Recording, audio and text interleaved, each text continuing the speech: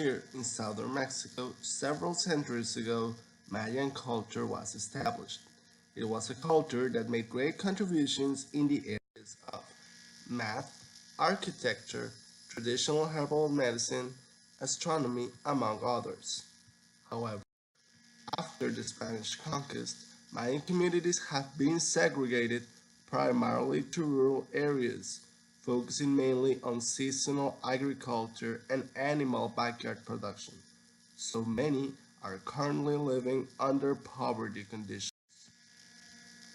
They have preserved customs and traditions, such as language, cuisine, and a mix of religious beliefs that often makes them put aside health prevention and influences their practices and sanitation procedures, differing from those recommended.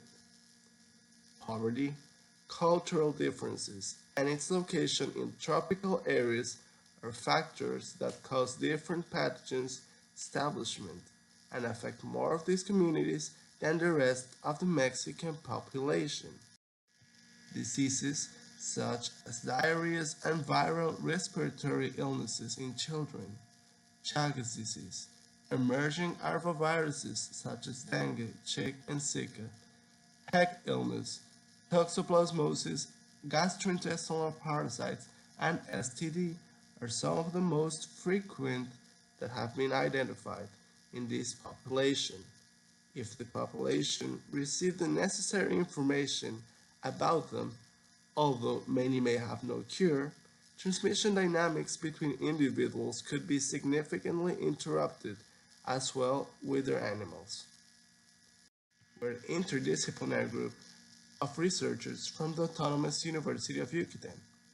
We are convinced that with the appropriate intervention actions, Mayan communities will empower with knowledge received, incorporating it into their customs and practices necessary for their health preservation. Here we are in Centro de Investigaciones Regionales Dr. Hideo Noguchi, which is a research center divided into biomedical units, one social studies unit, and 18 labs. It was founded in 1975 and it has grown among all university and its link can connect with all of our departments and faculties. The Laboratory of Immunology.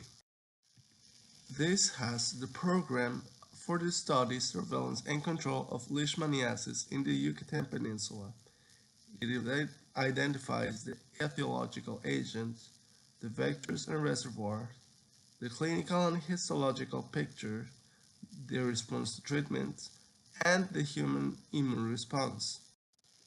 Here we have some of their ongoing studies, some of its infrastructure.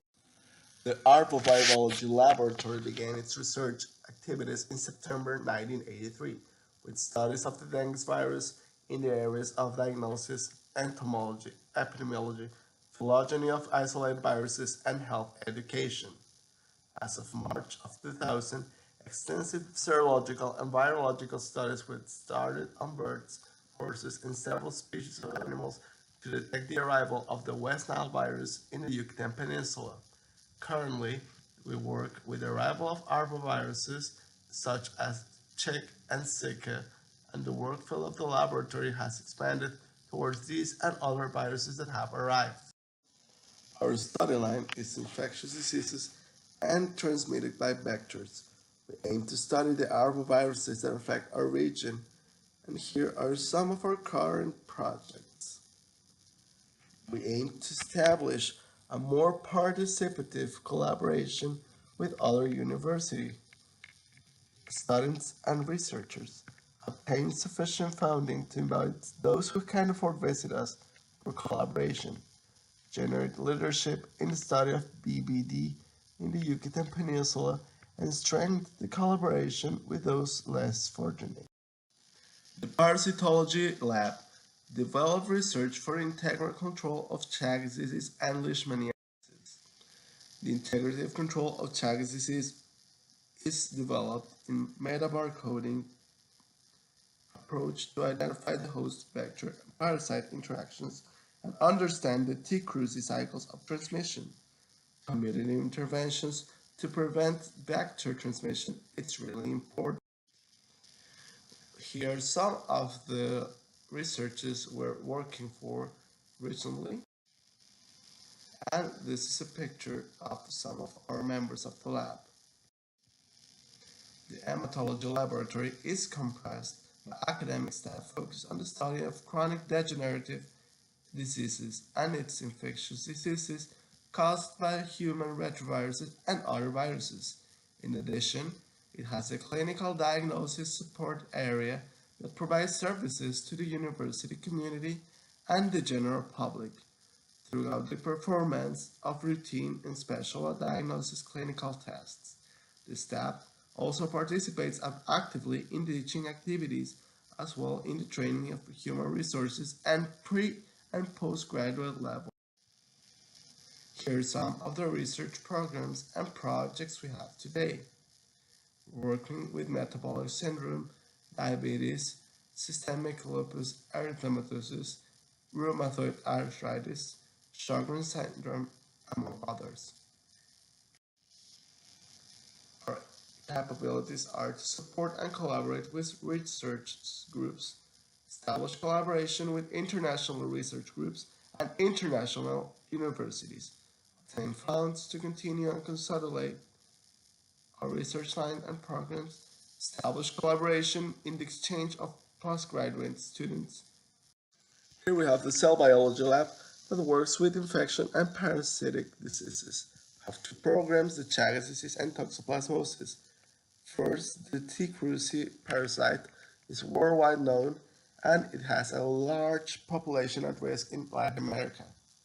Have some of the cardiac, digestive, and neurological disorders with no effective treatment in chronic phases. We have a lot of vulnerable population, and here are some of our programs being worked right now. Here it's toxoplasmosis that's caused by the Toxoplasma gondii parasite. It's also worldwide known, and most infections are asymptomatic. Here's some of the clinical features. It's really associated with heart disease, schizophrenia, and depression. We also have here a lot of vulnerable population in Latin America. These are some of our epidemiology studies, and we have programs right now. Here are some of the last 5 years projects that have been finalized, some of our current projects, and some of our future. In the microbiology laboratory, we have several activities, both academic activities and non-academic activities. We're focused on experimental, clinical, and bacteriological research, diagnosis of tuberculosis, drug resistance, and identification of strains isolated from patients. Isolation and identification of non-tuberculous mycobacteria from natural and potable source waters. We work with foodborne diseases, searching genes involved in pathogenicity of Escherichia coli and Salmonella, focused in food safety of meat and marine foods. About social aspects, we study the social determinants of adherence to treatment against tuberculosis, as well as perceptions and reasons to attitude of the managing population.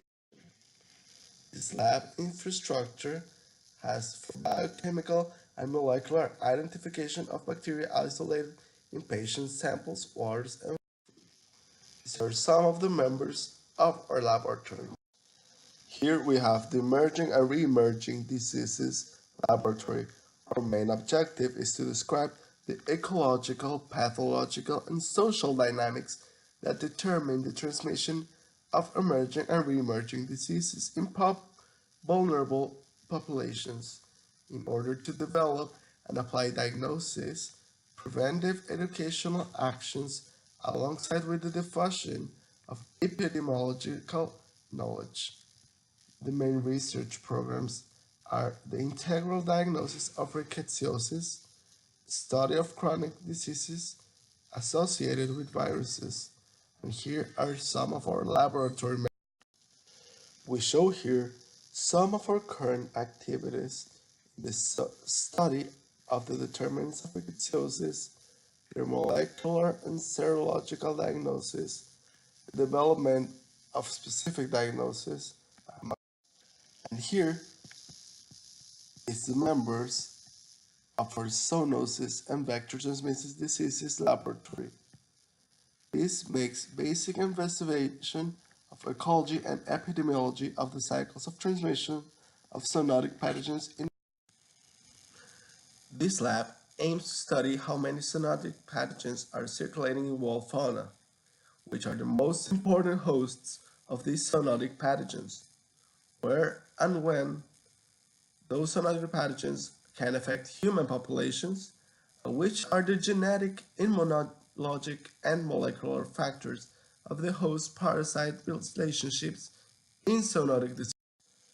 Our study perspectives research the impact of deforestation and other anthropogenic activities on zoonosis risks, the impact of meteorological events on zoonosis risks, and biomonitoring environmental contamination. Thanks for your attention, and we hope you to visit soon.